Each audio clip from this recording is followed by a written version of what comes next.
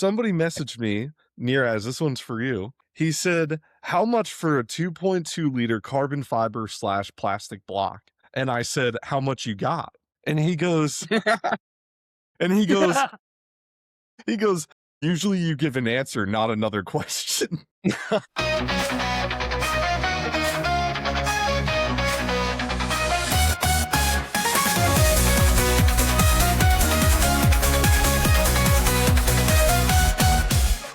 All right, guys, we are here with an amazing episode today. We not only have Neeraj back on the podcast talking about some more 3D printed car parts and engines and things of that nature, but we have Mark on the podcast today as well. And we love Mark. We love when he's here. I know that Yes. last time you were on was a while ago, but we're happy to get you back on now. And I think that today everybody's going to benefit from you being here, because having Neeraj, who's creating just insane shit, and then you, who is literally an engineer, is like the perfect mixture. So I think that it's great. And like, I'm just really happy to have you both here. So what I wanted to jump into first today is I wanted to address something real quick, is that I've been getting a lot of weird comments.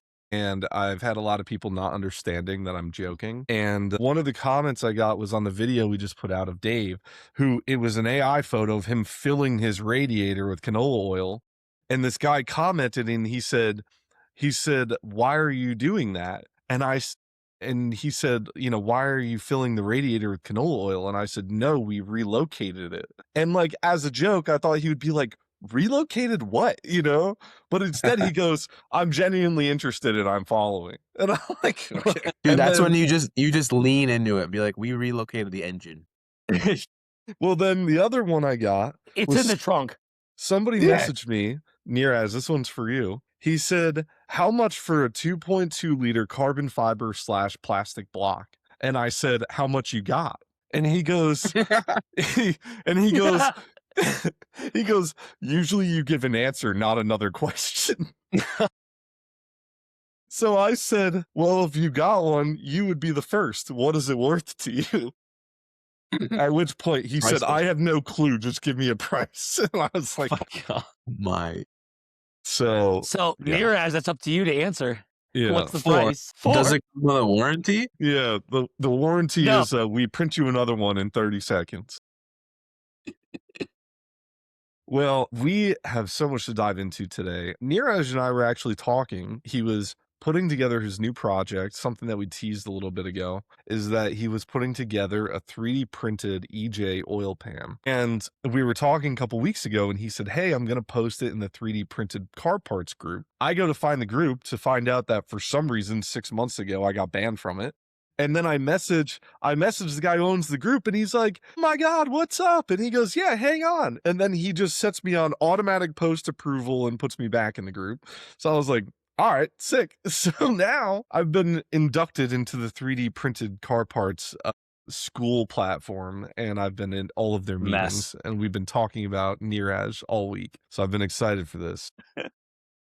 Now, Mark, I know at Company 23, you guys, obviously engineer a lot of things. I didn't know that you probably saw a little bit of our episode with Neeraj when we were talking about 3D printing and EJ engine. And the first thing I have to ask you is, what do you think about that? Do you think it's viable? Do you have any thoughts on potentially 3D printing EJ engines? I mean, I have many thoughts about many things. My initial response was like, I got to go to the comments. I got to just see how many people are hating on this thing, because people love to hate on stuff that's different. But my immediate thought went to this other YouTube channel. I can't remember the name of it, but it was like these dudes in Pennsylvania and they had like a bunch of old 4-wheelers and stuff. And they were like, let's 3D print pistons and see if it'll work. Right? Like a 2-stroke, like 250cc old quad. They were like, let's do a piston, see if it works. And like, hilariously, it lasted a lot longer than they thought it would. And it ran and they drove it around the block. And like, it lasted like 5 or 10 minutes, which in like a PLA print, I was like, there's no way it's going to work. And then it worked for 5 minutes now. That's so cool. So like, obviously you're not going to drop a 3D printed block in a car and go for a road trip across the country, right? Like, that's just not the use case for it as we sit. Now, with that being said, like, I really want to get in like the details of this and like know what you're printing it on, the materials, all that stuff, right? Because in if you had enough money, there's no reason why you couldn't utilize an overseas vendor that's doing like SLS laser sintering with Yes. aluminum these days and like enough machine work. I mean, Yep. we were doing that 10 years ago at one of my old corporate jobs. Like, we had an SLS metal printer that was millions of dollars and plumbed into the building, and we were doing all this like cutting edge stuff. So metal printing has been around a long time. So like, if you really were like, I want to 3D print a metal EJ cylinder, there's no reason why you couldn't do it. Yes. Now, that's cost prohibitive, and that's obviously not what you're probably doing in your house, right? Yeah. No. But I see no reason why, if you did things correctly and the tolerancing was correct and, you took certain things into account, that you couldn't at least get it to run for an amount of time. I don't see why it wouldn't work for a minute, 2 minutes, maybe. Well, I don't know. so Mark, this has been done before. Mm. So I reached out to Matty Holtzberg, who he works in tandem with Ford, and they designed the first poly motor that was actually raced in an actual competition. They didn't like fully test it enough for me to say yes or no, this would be a long-term thing. But when I emailed him, he emailed me back. This was after our episode with Neeraj, and I just kind of told him about the episode and what we had talked about. And he said, "Thanks for reaching out. I really enjoyed your video." He said, especially the comments made by you and Dave. Great insight. And he said that they were able to run their engine for 4 to 6 hour races at Watkins Glen and Elkhart, as well as Lime Rock. He said, after 40 years, I'm starting to transfer my technology to one of the largest engine manufacturers in the world, and I'm limited to what I can say.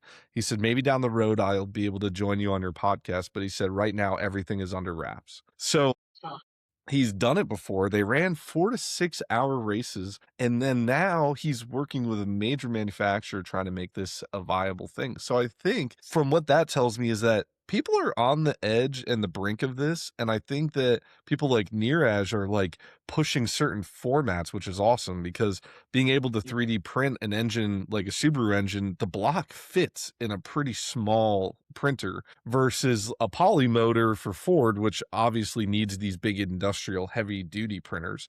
So something that we had commented on before was like, imagine going to a car meet where every car there has a different EJ block with the different specs and things that people want that are like small changes, like some people like shaved engines or shaved, manifolds. Like there's things that you can do if you're able to get to that printing, area. So I mean, I have a lot to say, so if I start rambling, just no, you're interrupt good. me. So 2 big points. First point, the OE manufacturers are usually working on stuff 5 to 10 years, pie in the sky before it ever sees the light of day. So Neeraj, I used to work at 3M company here in the Twin Cities. We had projects that took 10 years. When they were launched to the public, people were like, "That's a great idea. Where's it been?" And we're like, "Well, literally been being worked on actively by a team of people for 10 years." Mhm. So anyway, anything that can increase fuel economy or efficiency, anything like that to a major automotive OEM is going to flip a switch in their head, right? And they have a skunk works department of people that their job is just to try these crazy ideas, right? So, your first thought is like an optimized print for an engine. You can do geometry that you can't do through traditional manufacturing techniques, technologies, whatever. I guarantee you they've probably printed engines of every material you can think of, because in theory, they could be lighter than aluminum or some other alloy That's or right. whatever, right? They probably have had these running on engine dynos, and there's some OEM engineers gonna listen to this podcast and be like, "Duh, dude, we did that like a decade ago." That's cool. Well, we don't get to see that, but so anything remotely efficiency, fuel economy, overall vehicle performance, stuff like that, they've probably talked about it, tried it, worked on it, and maybe for all we know, it's coming in the next 5 years. The other thing, to your point, Patrick, where you're like, well, what if you go to a car show and you have all these different engines? I won't count anything out, because if you look 10 years ago, and my favorite case study for this is 3D scanning.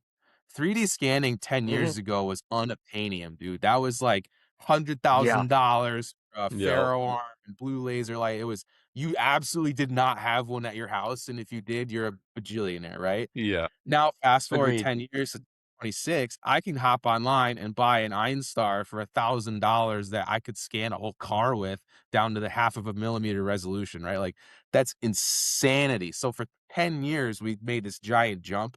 And I feel like we're just kind of on the cusp of that with 3D printing. Like I just picked up, Neeraj would probably appreciate this, a Bamboo P2S for Good choice. $500. $500, dude. This printer is insane for $500. It has an onboard camera. I can literally dial into my phone and see how my print's doing. I shoot stuff over on the cloud. Like my shop's a couple miles that way. I can just hit a button and it'll start. Like for $500, that's insanity. When I worked at 3M, I literally ran a printer 10 years ago that was $750,000. That That couldn't honestly do was that. not technologically advanced as this thing. So I don't see that as not a possibility. Or like obviously we're starting to get to the point of like different car parts. You can print your own thing. We have a 3D printing group on Facebook. I mean, who knows what 5-10 years look like from now for the average Yeah. car enthusiast. You might just, I mean, like if you have a good enough iPhone, you can 3D scan with that. It has LiDAR capabilities. Beep boop, beep boop, print whatever. I Yeah. don't know. I mean, this is what's crazy to me. Something that was included in this email from Matty Holtzberg was that he said, "I'm still the only one in the world that has designed and built a plastic ICE out of or a plastic block that passes OEM durability testing and now they in the licensing for that, I guess." And so to me, that was 10 years ago. Like, thinking about where we're at now, for him to say that he is still the only person that's done that is like, with the way that 3D printing is going, I feel like we're just like stone's throw away from like everybody being able to do that. Like, Well, to I your point, Mark, maybe it's not a 10-year, project. Maybe it's a 20-year project.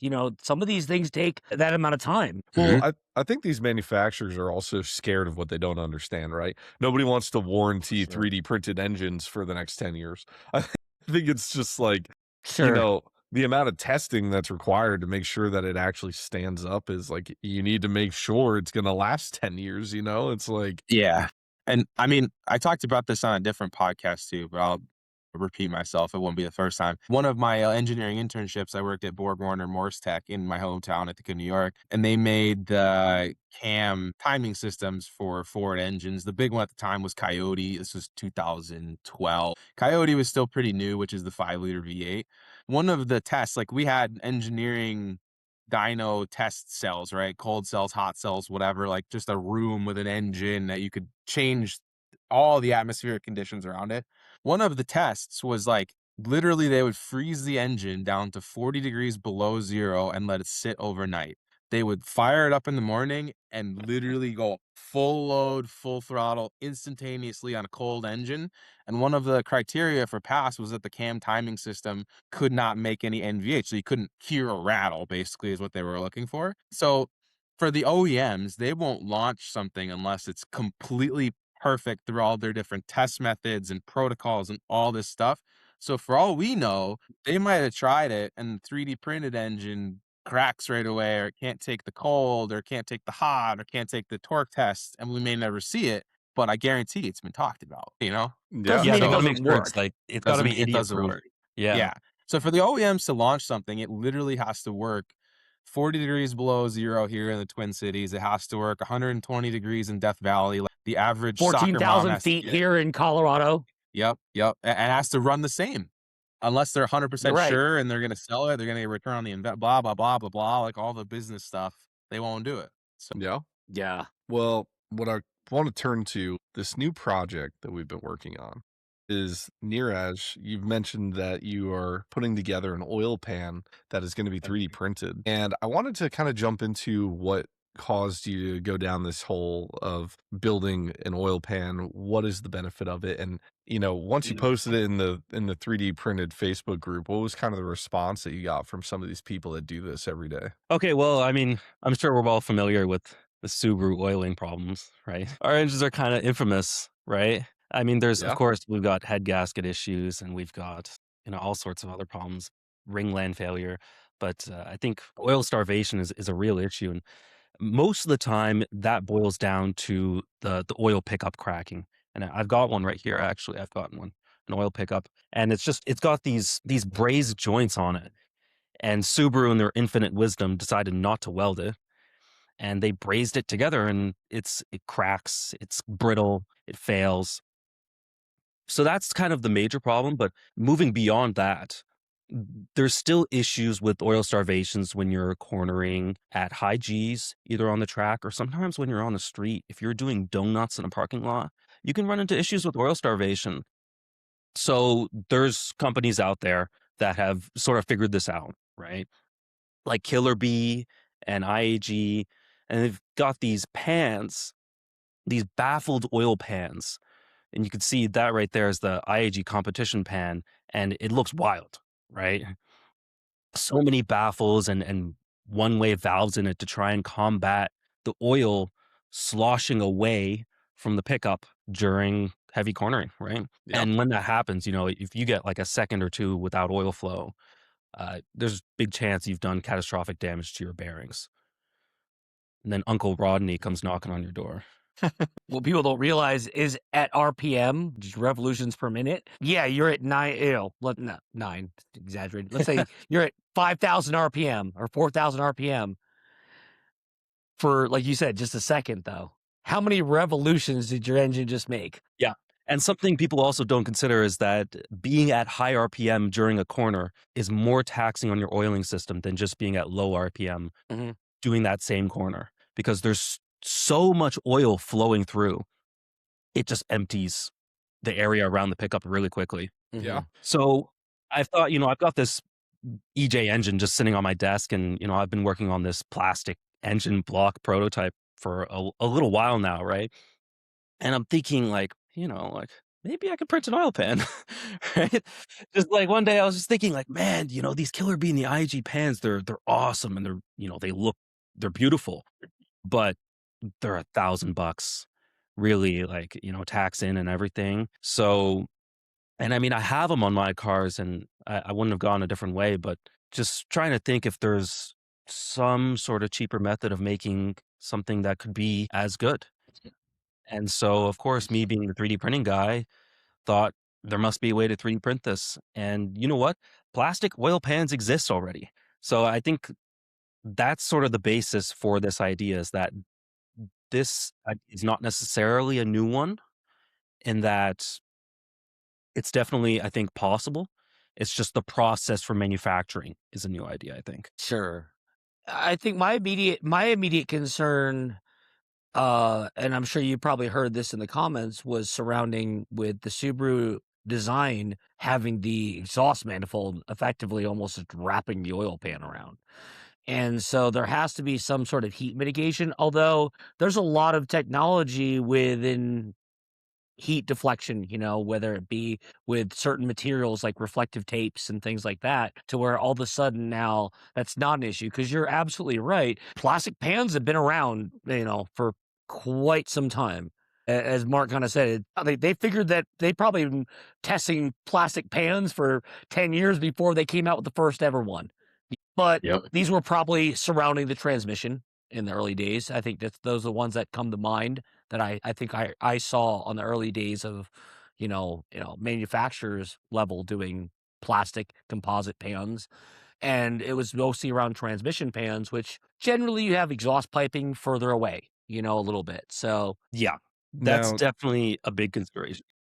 now, Neeraj, something that you mentioned when we were talking about building the EJ engine was that you were having issues with heat, and like heat resistance is like a big thing with these 3D printed parts, is that, you got to keep them cool somehow. So is that something that you think an IAG pan would have the upper hand on, is that it just wouldn't get as hot and you wouldn't have, um, heat playing a part into it? Or do you think that it's a non-issue for this? Okay, so I do want to talk about like a little bit about the science of this material. But there's one thing, is that yes, plastic does not conduct heat very well. The IG pan has these fins on the bottom that help sort of cool the oil, but really they don't actually do much. There's not a lot of airflow down there. No, exactly. you're right. So in the sense, this plastic pan, no, it won't help keep your oil cool. Keeping the pan itself cool, yes, is definitely a consideration. But you know what? the oil pan itself is not under a lot of structural load. That's really the consideration when you have a plastic getting hot, is what sort of load is it seeing and how will that affect how it creeps and fatigues over time. But when we do start talking about the material that I'm going to use, I do want to talk about that science a little bit. Material are you going to use? Okay, let's do it now. I'm waiting with Let's bated go, breath. Mark. So this is the material I'm using is called, well, you know what? This prototype is just made of PLA, just so I can print a bunch of them for real cheap and You should run iterate that on the one and see if design, it leaks. etc. Yeah. I'd be genuinely curious if PLA would hold oil. That's a very good question. I don't know how long it'll last. It would. Gonna try it. You should try it. I'm not gonna try that. You know, At around Neeraj, 60 degrees they go. Neeraj, I know a car that's running on canola oil that's probably on its way out. So Hey, you know what? Dude, that's a Say great that idea. engine- Dave said he's already gonna swap the motor. I mean, why not just put a plastic oil on? Oh my right? god. That engine's taking up space, man. But then That's a all great we're idea. gonna prove is that it can hold canola oil, not actual. Hey, it gets hot the same, right? Oh god. Yeah, I mean, PLA is great. It's cheap. It's easy for Yeah. prototyping. It runs Yeah, really it's- easy. Yeah, no, I totally agree. For That a use case. prototyping Yeah. is no question. You print in the cheapest material you can just to make sure it fits. Honestly, right. That's totally. you know. And PLA is great because it doesn't shrink very much either after it's printed. So the Mhm. holes will all line up appropriately. Yeah, doesn't that's like heat, important though. dimensionally. But So the what are you gonna material I'm print the actually real going one to out of? use Yeah, is it's called PPS. So it's a polyphenylene sulfide, and you can get it reinforced with carbon fiber. So it's just chopped pieces of Yes. carbon Okay. fiber in the plastic filament. And this is actually used for engine parts already. It's used for like water pump housings and that sort of thing. Okay. It's a Is pretty that kind of what they're using for the composite, like, transmission pans, like I always call them? Like, they're using that plastic-esque kind of, composite, they call it, manufacturers love to call things a composite. They don't like to say plastic, You know, but it's impregnated with fibers of something, That's right. Neeraj, I've been seeing a lot of rods recently popping up in the Facebook group too, of people being like, we could just print piston rods. Like, I'm just like, I know that you had shown us that you were messing around with that, but like, I Yeah. think people are starting to take that very seriously at this point. So I can get into why that's a bad idea. But first of all, I'll say oil pans right now these days are made of like a nylon reinforced Mhm. with some sort of glass fiber. That is Okay. actually a tier below PPS. So what I'm printing with is actually a little bit more robust from a material standpoint compared to what's already used in these plastic oil pans. Now, the only thing So that it's you have to structurally consider, stronger then. theoretically, it's stronger. But when something gets 3D printed, it doesn't behave the same way as just an injection molded part. It's what we call anisotropic. So it's strong in one direction and it's weak in the other direction. So that's a very big consideration to designing something that's structural, that's going to be 3D printed. It's honestly the biggest thing. So I'm Yeah, not going that to was go out there actually- and say, sorry, yeah, continue. No, sorry, I interrupted you. Continue. I was just going to say, I'm not going to go out there and say my pan is going to be stronger. So I have two questions, I guess. And to basically, agree with your point, I wasn't going to jump in and be that guy that's like, gotcha. But almost more important than the material is the 3D printing process, right? So that was my For sure. question. Are you going to FDM print the PPSDF?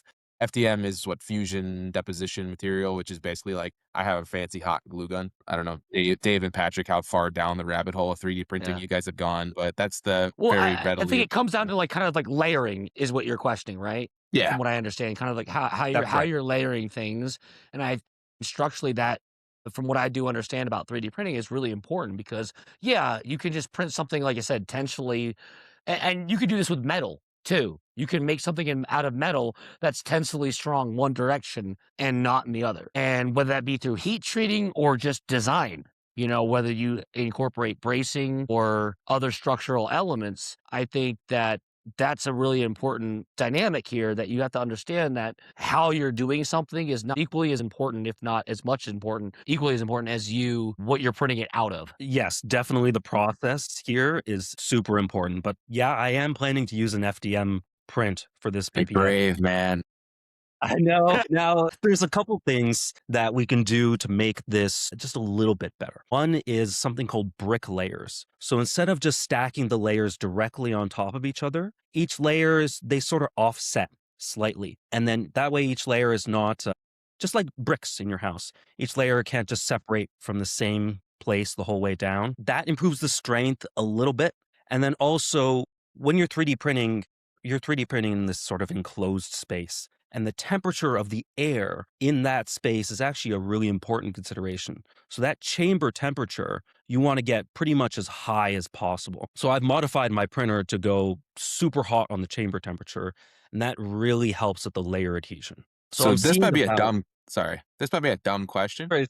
I was going to say, I'm based seeing on. about half the strength in the sort of against the layers as I am seeing perpendicular. You use about half the strength. So this might be a dumb question, but I've seen it done with PLA, and obviously PPSCF is a quite different material for obvious reasons. But are you familiar with what's it like vapor smoothing, where you put the PLA print on the plate and then you put the acid around and put the glass dome on it, it evaporates and slowly melts the outside so it becomes homogeneous surface and smooth?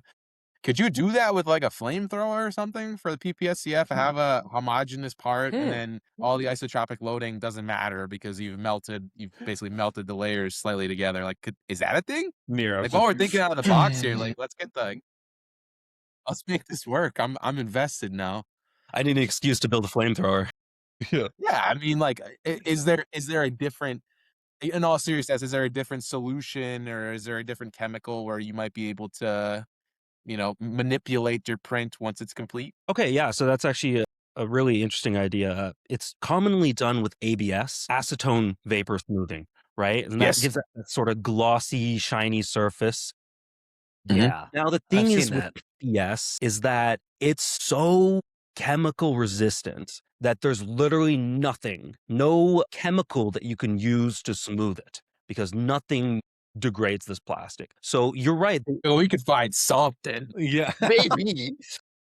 but it would Let's be, go get some old carcinogenic brake cleaner. Yes. We'll melt that thing. God. I don't believe for 1 second we can't find a way. Honestly, man, if you look at the material data sheet, it shows like every chemical it's resistant to, and it's literally fully resistant to all of them. But there is another option, and that's we take the pan, let's say, and we bury it in sand, and then we fire that in an oven above the melting temperature of the plastic.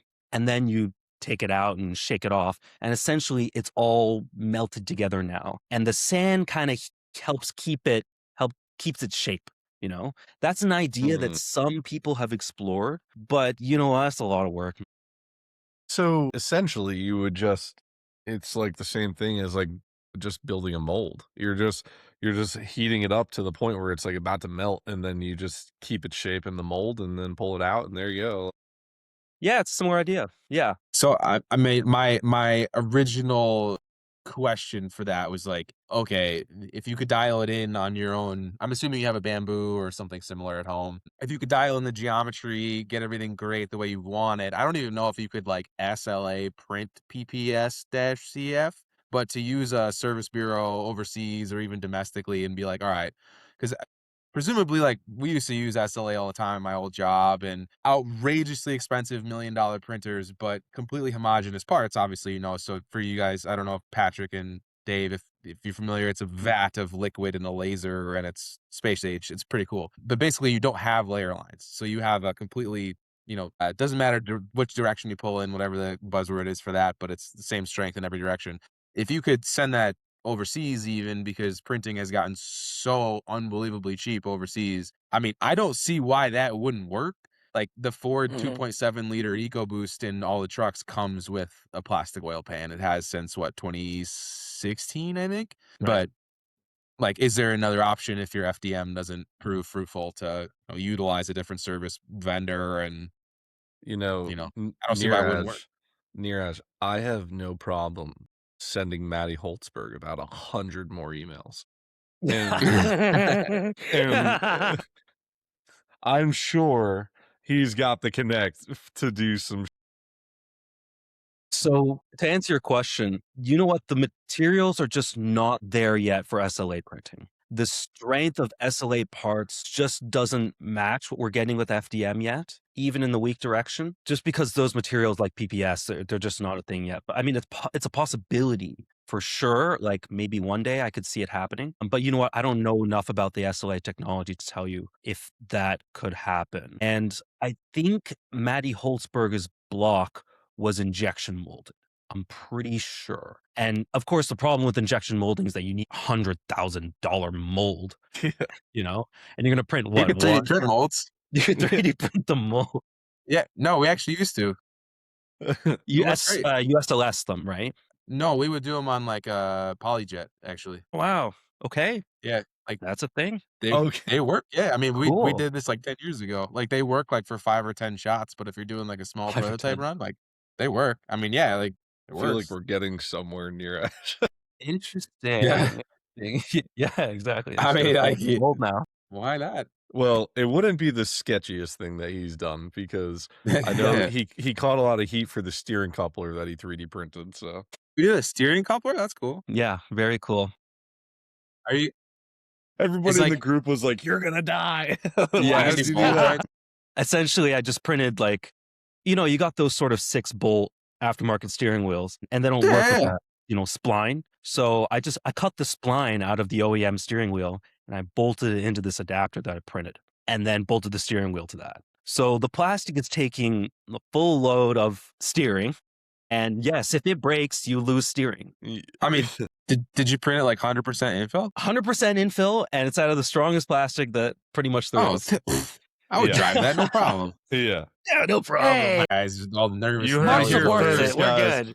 Mark is Mark gonna signs off. Validation. 100% infill is If you broke 100% infill, you're breaking like a lot of stuff, Yeah. dude. What? Okay, Yeah. what did I just hear? Did Company 23 just say they're gonna be making those? What was that? Yeah, dude, we got Yeah, the 3D printed The ball crank joints coming out. holder It'll be fun. tools are What's going to the be coming liability, in. right? Well, there is one thing. So, like, I did the math on it, you know, the basic hand calcs of like, how much load could this handle, right? If you were hanging off the edge of the steering wheel, you know, right? It could hold, I think what I got was like, it could hold 15,000 pounds or something ridiculous, right? But Mhm. Yeah, the thing is that, and this is what I want to talk about a little bit with this sort of material science, especially because as part of my master's, I'm doing a project on testing the fatigue capabilities of 3D printed parts. So Woof. fatigue is a big deal when it comes to pretty much anything that we make, but creep and fatigue are kind of the biggest factors, especially in aerospace engineering. So what I'm doing pretty much as part of this testing is I've printed this little test piece that conforms to the standards, and we put it in our testing machine, and it pulls on it and let's go, pulls, let's go, pulls, let's go. And it does that 50,000 times, you know, this machine just runs on it and it just does it like, you know, a million times. And we see how many cycles it takes for this thing to break, right? At a level that's below its ultimate strength. And so the thing is that with 3D printed parts, that's kind of the big unknown right now is how do they fatigue? So luckily I'm going to be testing that. And if I get good results with that, I'll be able to say like, hey, maybe these parts can be used in critical applications like steering. It's totally Yeah. possible. What's your hypothesis? Yeah. Do you think 3D printing, depending on the material, has an endurance limit? Definitely, it does not have a fatigue limit. I'll tell you that. And that's a really interesting point you brought up. Like steel, and we make, you know, our connecting rods out of steel, right, in our engines Mhm. because they have a fatigue limit. There's a amount of stress that you could apply to steel, and it will never fail. Like it will survive infinite cycles. That's why your connecting rods don't just, you know, fly out of the block. But aluminum connecting rods don't have the same thing. They have to be replaced. They will, over time, doesn't matter how much stress they're put under, they develop these sort of micro cracks internally Mhm. and they will fail. And plastic looks like it's behaving the same way, which is to be Mhm. expected. But what's also very interesting is what I'm finding so far is that printed in the strong direction and printed in the weak direction, the fatigue resistance seems to be similar. Interesting. Just a lower That- limit. To Yeah. metal? No, Okay. similar to, Yeah. To other, aluminum. like the weak direction and the strong yeah. direction, they fatigue Yeah, similarly. okay. And Got it. that is something that's never been sort of discovered before as far as I'm aware. I'm still doing the Gotcha. research on that, and I don't have a final answer or anything like that, but that's what it's looking to be like so far. You know, That's honestly fascinating because I figured that layer adhesion would be an obvious weak point, right? Like, Right? dude, you got hot glue, sit on hot glue, like it's not gonna hold like the material, but that's actually really interesting. So I would love to Very see. I don't know interesting. if you're allowed to share your data, but once you have it, I'd be fascinated to look at it. Yeah, actually, you know what? This is actually my own project, so I'll be able to share this For sure. data. The project that I'm doing for research as part of my master's is related to a manufacturer. They want to test some 3D printed metals. So I'm not allowed to really say anything about that, but my own tests for sure. I'll be pushing out some data. So for your testing, are you doing exclusively tensile testing? Yeah, so far I've just been doing tensile fatigue, and then I will be testing creep as well, which is sort of a Mm. material's capability to sort of relax with time. And we Equally see that important. it's really important actually in oil pans. Yeah. If you look at all the plastic oil pans on the market, they all have these sort of metal inserts where you put the bolts in. Those are Mhm. Mhm. compression limiters. Because the plastic over time it creeps and it'll sort of like squish and the bolts will get Mhm. loose. Wow. Mhm. I've Yeah. seen that, yeah. On every composite pan that I've ever worked on it as a mechanic, I've seen they have those inserts.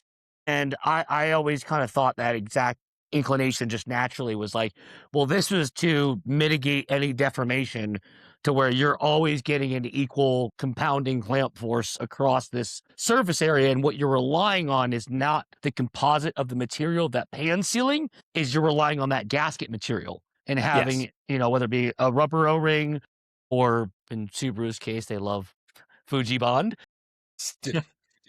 But and famously, hey, that's just how they do it. But there's a there's a certain amount of compression and tension that needs to transpire. Like interesting enough, Subaru has done this on some of their famous instructions or factory procedures where they tell you to tighten something, to put your RTVS silicone down, seal it down to a certain torque, and then untorque it, and then torque it back down. And what they're effectively trying to accomplish here, and we have a shop terminology we call it, is you want the perfect smoosh, when it comes to a silicone. You want the perfect smoosh. You don't want too much. And that was the problem with Subaru having some, a small handful of class action lawsuits where they had some engines, particularly a lot of the BRZ generation, that were coming back because they had too much smoosh. They had too much silicone sealant that basically, when they smooshed it, it ingressed into the inside of the engine. And that's not where you want it. That's too much smoosh. So that's why I teach my guys. And again, it's not a technical term, but for us it is. As a shop, we call it the proper smoosh. It compounds the proper amount of silicone sealant being used in the right places and also the proper torque being applied. now, yeah, something I wanted to pick your mind on real quick is the cracking that you were talking about as far as these rods. This is like so crazy because when you watch the documentary on Ocean Gate and how all of that happened, Dude. dude, dude, Let's It's been a long go. time too. like I was This. so fascinated that they took they were like, all right, we're gonna test it. We're gonna make a carbon fiber cylinder, put it in a like a compression tank, and they're just gonna crank the PSI up until this thing explodes. And the only way that they had to test how durable it was that they put a microphone in there and they were just listening for cracks. And then after they knew it was failing and they knew that these cracks were inevitable and it was gonna fail, they did eventually run it and they got down to the Titanic and back up, but they heard cracks the whole way down and the whole way back up.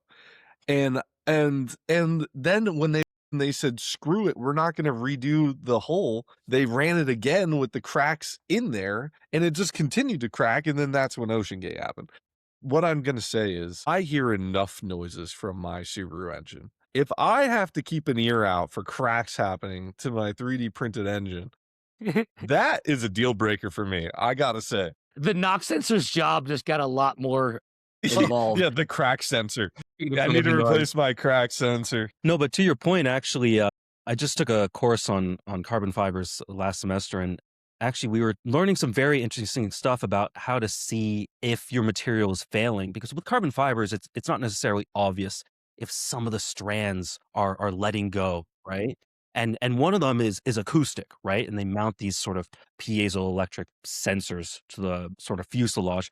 But there's another way, and that's electrical. And what they do is they apply an electric current to sort of one end of the sheet of carbon fiber, and the carbon fibers themselves conduct electricity. And then they put sort of Really? yeah. And then That's they measure the cool. voltage at the other end. And if that voltage ever changes, you know that there's strands that are letting go because the resistance is going up now. Wow. I Okay. did not know that. That's crazy. So, and that's actually like this is a common practice to use these microphones or these electrical methods for planes, right? To see if the fuselage is compromised. I would imagine electrical. It seems to me, as a layman, not knowing the industry, would be more robust, in terms of detecting things, because I think it's a natural property, I think, of carbon to kind of flex a little bit and maybe have some audible attributes, if you will. Again, I'm not an engineer, but maybe the audible nomenclature of carbon fiber is, any of it is detrimental. But I would think that secondary test of electrical current is far more robust, indefutable, to a certain sense, Yeah. where you could actually know that, yeah, there's something happening here Well, that's deformating the yeah. I mean, something I was going to ask Mark is, Mark, how many carbon fiber hockey sticks have you broken? And something I pushed Mark on already is I want to build a Subaru fishing pole. That's my other potential. I need a blue and gold fishing pole that's I not want gonna that break. too. Yeah. I want one too. And that comes in pieces. You Classic. could build that today. I need that now. Let's go. Come Get on, cracking Neeraj. right now. Let's go. I gotta put it on my roof rack, my Subaru fishing pole. Yeah. But yeah, man. I mean, this is what 3D printing is now, though. I mean, you can see all the ideas floating around and things that have been obviously problems. Like, who wants to buy a $350 hockey stick and have it snap, and then the manufacturer just says, "Well, you broke it." Another one. They expect you to buy another one. They Your expect you to buy warranty another is one. 30 days. Yeah, and Mhm. it's like that's where 3D printing is kind of going. And so to me, whenever I see posts in the car parts group with some crazy idea, right? There's always a bunch of people that are like, I can't see this working, or this is ridiculous. Why are we trying this? And I always laugh because I'm like, yeah, I'm sure people thought it was hilarious when hockey sticks were made out of wood. And then we were like, what if we made them weigh nothing? And then now that's the whole industry. It's like, things are changing so Good fast. point. And I think that like this is where it's going. And like, dude, we've all seen the Subaru plastic oil pans. Like, they look Mhm. cheap. And like what you printed here looks way better than any of those plastic oil pans. And that's with, like you said, a subpar material, again, as a prototype, but also the design aspect is really what you kind of are featuring is, okay, here's where the innovation is, whether it be the baffling design or, the overall fitment, those kind of, Yeah. I mean, look at that. yeah, fits Legit. perfectly. I can see it. It looks great. Legit. That is a So- legit pan. There's a couple things I want to mention here. First of all, remember that flatbed scanner trick that I was talking about before, where I just Yeah. put the block on my printer scanner, Yeah, you Yeah. know, and scanned it and got the bolt pattern from that. So I did that here, and it worked first try. All the bolt holes lined up Yes. Amazing. perfectly, and Dude, so that that is- I was was gonna that say, made it a looks great like you trick. didn't. It doesn't look like you had to like offset any holes or kind of like bore any out and go, was okay, move this first over try. 2 millimeters. Like everything looks perfect here. First try, it worked. And then second of all, Good the job. number one comment that was like on Facebook that people were saying is that it's too boxy. It's not rounded enough. Why is it such sharp What? corners? I'm like, guys, like, okay, That's irrelevant. it's a prototype. Well, that's also irrelevant though. People don't understand that the Not structural. we're not talking about an intake manifold, runner design. Like we're talking about keeping oil, as you talked about in the beginning of this, where it needs to be. Now there is something. And that's really the metric here. Which, by the I way, agree. side note, love where you put your drain. Thank you. That's where a drain should properly So be, is Neeraj on and the I bottom. actually Neeraj and I had a God damn conversation it. about the drain Yes. plug, and and he asked me, he said, "What kind of drain plug do you think people would want?"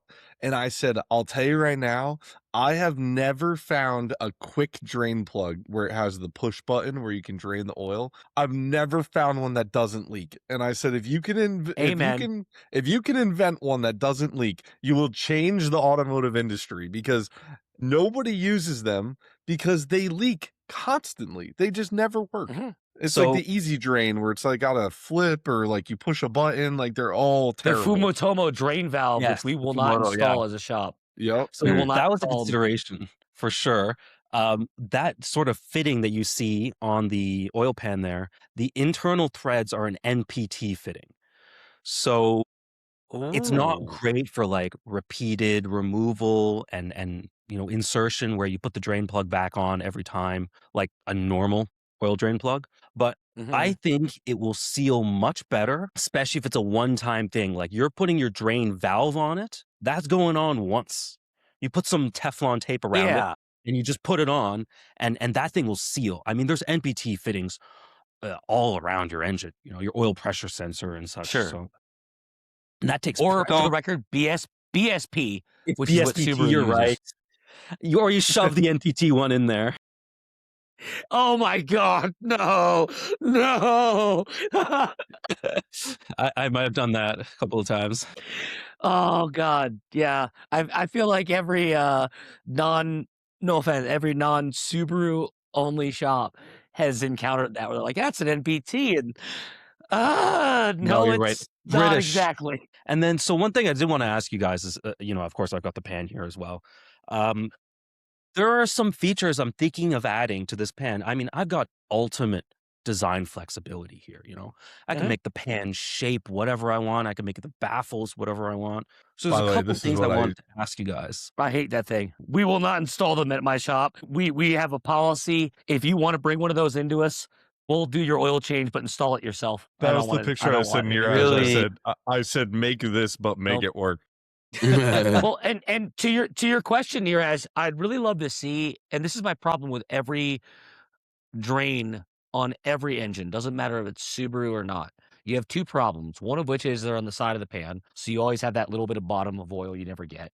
But even if you were to put that exact design, what they're using for the drain on every manufacturer across the board, the way they incorporate it is the threads ingress into the pan a certain amount in similar fashion, even if it's on the perfect bottom, let's say, to where you never get all the oil out.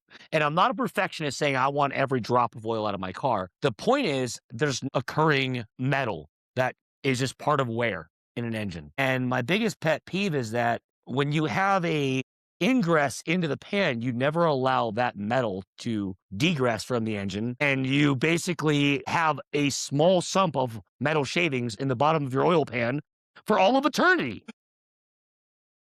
Dave, have you ever experimented with those like oil sucker outers? I have. And I think those solve some of the problem because they get down into the actual pan bottom. But again, they're not really getting all of that. They're not sucking all the stuff out of the bottom in those little corners. And I think that if you were to incorporate a pan design, if I were to engineer my own pan, as we're asking the question, I would appreciate a funneling effect into that drain to where basically it designs to where you can never have any contamination left into you're continually trying to flush as much contamination out of your engine. So, are you guys familiar with I mean, obviously the Gen 2 BRZs with the FA24, their oiling issue? They had a really bad oiling issue on track. There's both the Virus Engineering oil pan, which actually production Mhm. is 3D printed aluminum. And there's another smaller one-off guy named like Formula Delta, who's also like casting aluminum oil pans. The Virus oil pan has, I think it might actually have 2 oil drains from it, and they're both on the bottom, and I think the Formula Delta actually has 3, and one of them is Whoa. directly below the pickup, So you can actually go through the drain plug, and if you have any sort of schmutz in your pickup, you can get it through the access window on the bottom. So for I your love oil that. pan design, That's Neeraj, genius. like that's an extremely interesting design What? element. So for you, where you have that giant plug in there, if you had a giant drain plug that could degress the oil, and you could actually get up inside and remove any schmutz out of the pickup through the, that might be kind of Yeah. cool. That's a great Yeah, idea. I totally agree. Yeah, align that drain plug so that you could stick something Mhm. up there and clean the pickup. Very Yeah. interesting. Yeah, look up Yeah. the Which Formula Delta pan. There's like one okay. dude doing it out Okay. of Canada And then Yeah. somewhere. Quick there was one side thing note as for anyone well, who tries to think about putting a magnetic oil filter on their car or a magnetic oil the drain drain plug, plug. they do Yeah, nothing on a Subaru engine because majority of your engine components are non-ferrous, so that's not going to pull any metal out of your engine. it's just We the And if Never it radiator. does, it's too late. if we it will not Thank degress the you, Mark. metal. It It's will too not. late, Yep. bro. Yeah. Yeah, it's too late. You've degressed to your engine blowing up. Yeah.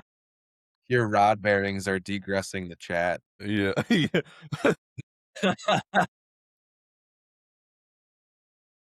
Yep. So, what do you I'm guys definitely getting a shirt, Pat. so But Mark, this was a topic this is one of the things I really wanted you on for, was to talk about this, because when he asked me what to design the drain plug to look like, the only thing I could think of is that when people have these easy drain plugs, right? They're convenient, they're nice, especially if you have a drain plug that just shoots into your subframe or whatever the design is like awful. And like, you Yes. know, or sway bar? people do this, Yeah. right, to avoid that. And like, but the problem is they don't work. So like there has to be a solution to like what is a good drain plug, that if you could print anything in the world to make it easier, like I think that there is a solution there. And so being that you're an engineer, balls in your court.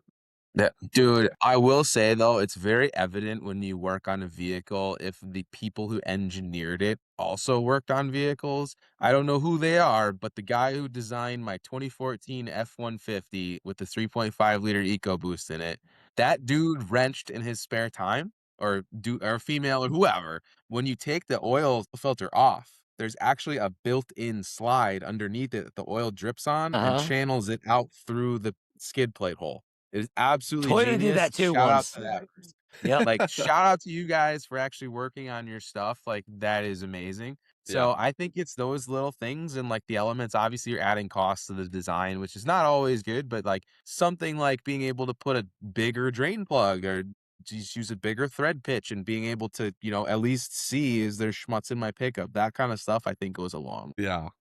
But yeah, I mean, this is like one of those things that I'm like, I love this idea. And I think that there's so many, again, this was my whole idea with everybody having different engines. Everybody could have whatever oil pan they want with whatever drain plug they want. You could just 3D print what, I guess I'm being a little too loose with, you can just 3D print whatever you want. I think it's a little bit like, testing has to go into it. But like there is an option to, where in the past, right? It's like, this is the design we're going with and we'll see what we get. Now it's like, let's just print 15 and pick the best one, and let's like start working towards the best possible solution, not just, hey, this is what we have to do. All right, everyone, that's all the time we have for today. Hope you enjoyed our deep dive into the world of extreme sports. It's been a blast, as always. Don't forget to check out our sponsors. Their links are in the show notes. And hey, tune in next week for part 2 of our chat on 3D printing. You won't want to miss it. Catch you later.